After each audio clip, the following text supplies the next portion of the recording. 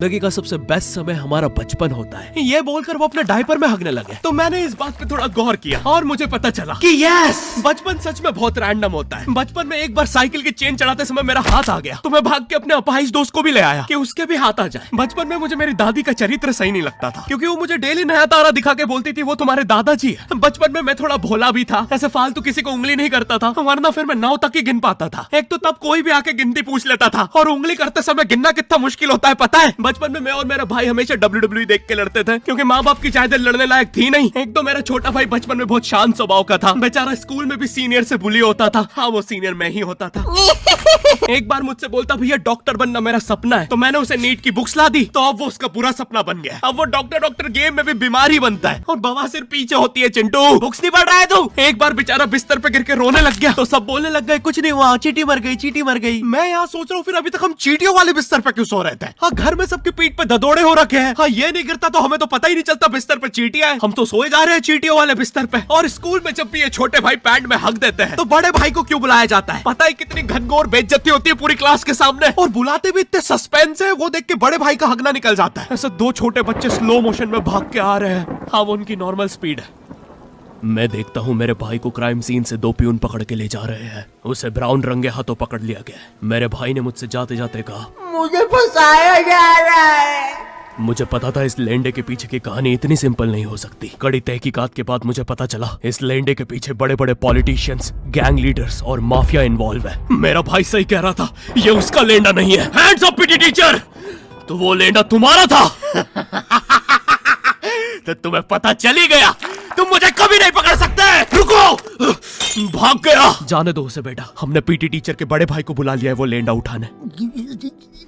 लेंडा आपकी नजदीकी सिनेमा घरों में पड़ा होगा तो देख के पैर रखना। ये चैनल पे जितने भी अजीब और गरीब चीजें तुम देखते हो ये मैं और मेरे भाई की लाइफ में हमेशा होती रहती है, और इसलिए हमने ये चैनल नॉट योर टाइप बनाया था। मेरे भाई ने कहा तू बोल और मैं एनिमेशन करता हूँ, और लो बन गया नॉट योर टाइप। आपके अरे अभी भी लेंडा लगा हुआ है। बचपन में बोले जाता था कि तुम जितने दांत तकिए के नीचे रखोगे तुम्हें उतने ही रुपये मिलेंगे। तो मैंने दादी की 32 रख दी तो मुझे 32 रुपए मिले। वो 32 7,000 की थी। जो पिटा हूं ना मैं घर पे, साली स्कैमर दांत वाली परी चांदी का दांत ले जाके 1 रुपया देती है। दांतों से याद आया, बचपन में सब सूखा बॉर्नविटा खाते हैं क्योंकि दांत दूध के होते हैं। ठीक है, ये वाला जोक हटा दूंगा। बचपन में मुझे चुड़ैलों से बहुत डर लगता था। एक बार मुझे चुड़ैल के पैर के निशान दिखे तो मैं उल्टा भागा, पर फिर मैं चुड़ैल के ही घर में आ गया। हाँ, मैं पट्टी में भूल गया था उसके पैर उल्टे होते हैं, तो फिर मैंने सोचा इसका पीछे से सर फोड़ देता हूँ। सर फोड़ने गया तो वो उसका मुंह निकला। फिर से भूल गया कि साली चुड़ैलों के बाल भी मुंह पे होते हैं। आदमी को पता चले तो चले कैसे। जब मैं छोटा था नींद में बिस्तर भी बहुत गीला करता था। मेरी मम्मी हमेशा गुस्सा करती थी कि सोने से पहले सुसु किया कर। अब उन्हें कैसे बताऊं, फिर गीले बिस्तर में मुझे नींद नहीं आती। बचपन में मुझे गुस्सा भी बहुत आता था तो मेरी मम्मी ने मुझे एक रेड स्टोन की अंगूठी पहना दी, और सरप्राइजिंगली उससे मेरा गुस्सा इतनी जल्दी उतरने लग गया क्योंकि अब मैं जब अंगूठी पहन के लोगों को पीटता था तो गुस्सा इतनी जल्दी शांत होता था। वैसे ये अंगूठी मुझे एक बाबा जी के आश्रम से मिली थी। जब मैं वो आश्रम में गया था वहाँ एक बहुत ही हॉट सी बंदी मुझे देख के बार बार स्माइल करे जा रही थी, तो मैंने भी मौके पे चौका मारा और जल्दी से अपना नंबर पेपर पे लिख के उसकी तरफ फेंक दिया। वो बंदी ने भी बड़े प्यार से मेरा नंबर उठाया और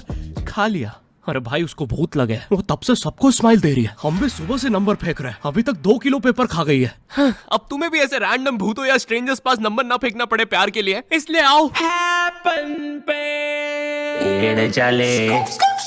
यहाँ तुम्हें मिलते हैं तुम्हारे कॉमन इंटरेस्ट के लोग। मुझे बॉर्नविटा बहुत पसंद है। मुझे भी रोहित। आओ मन बुद्धि हैंडशेक करते हैं। हैपन पे मिलती है आपको उन लोगों की प्रोफाइल्स जिनके साथ आप पाथ क्रॉस करते हैं। यहाँ तुम अपने एरिया के लोगों की प्रोफाइल्स भी देख सकते हो। यही नहीं, जो लोग तुम्हारे फेवरेट स्पॉट पे जा चुके हैं यहाँ तुम्हें उनकी प्रोफाइल्स भी मिलती है। तो अभी जाकर अपना नेक्स्ट क्रश स्पॉट करो अपने ही मन पसंदीदा स्पॉट पे। तो अभी जाके डाउनलोड करो, लिंक डिस्क्रिप्शन में। Thank you happen. बचपन में मेरी मम्मी हमेशा बोलती रहती थी कि बाहर जाके खेलो। अब बाहर मेरे मोहल्ले के बच्चे भाई वो ऐसे अजीब अजीब से गेम्स खेलते थे। कहीं ड्रैगन फ्लाई में रस्सी बांध के उसको पेट बना लिया है, कहीं नंगे भाग रहे टायर के पीछे लकड़ी मारते मारते। मेरी मम्मी को उन पे दया आ रही है कि बेचारे गरीब बच्चे किसी भी चीज से खेल लेते हैं, फिर हमारी कार पलट जाती है। हाँ, वो टायर हमारी कार का था। और मुझे एक बात बताओ, चक्के से खेलने पे वो गरीब कैसे कंसिडर हो रहे हैं? क्या पता उनने कार खरीद के चक्का निकाला हो, क्या पता लैम्बोर्गिनी के चक्के से खेल रहे हो। नहीं, तुम्हें कैसे पता चल रहा है वो गरीब है या अमीर? और एक चक्के से इतनी सारी एक्टिविटी करेंगे ये लोग। कभी चक्के में रस्सी बांध के झूला बना दिया, कभी झूले से फिका के खुद को लूला बना दिया, कभी लूले पे झूला बांधकर हुला हू बना दिया। ये इतने हरामी बच्चे थे, इनके साथ कोई भी घर घर नहीं खेलता था क्योंकि घर ये जुए में लगा के हार जाते हैं। ये वो बच्चे जिन्हें तुम रिमोट कंट्रोल कार भी दोगे तो उसकी मोटर निकाल के पंखा। खाना ऑर्डर करो तो पूरा बजट उठ जाता है और ना करो तो भूखे मरो। खुद देखो, एक काम करो, अभी स्विगी और जोमेटो का अपना लास्ट ऑर्डर ओपन करो, निकाल के पंखा बनाएंगे। एक बार इन्होंने रिमोट कंट्रोल रिमोट बनाया था। तुम अगर इस रिमोट पे बटन दबाओगे तो इस रिमोट पे बटन दबेगी, बस।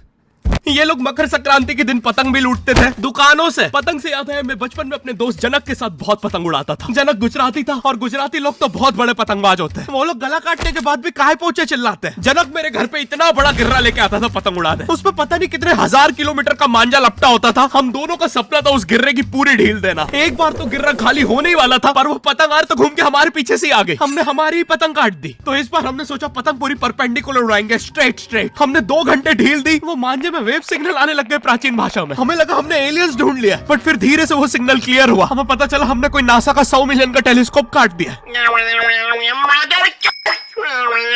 पतंग नीचे ले, टेलीस्कोप काट दिया।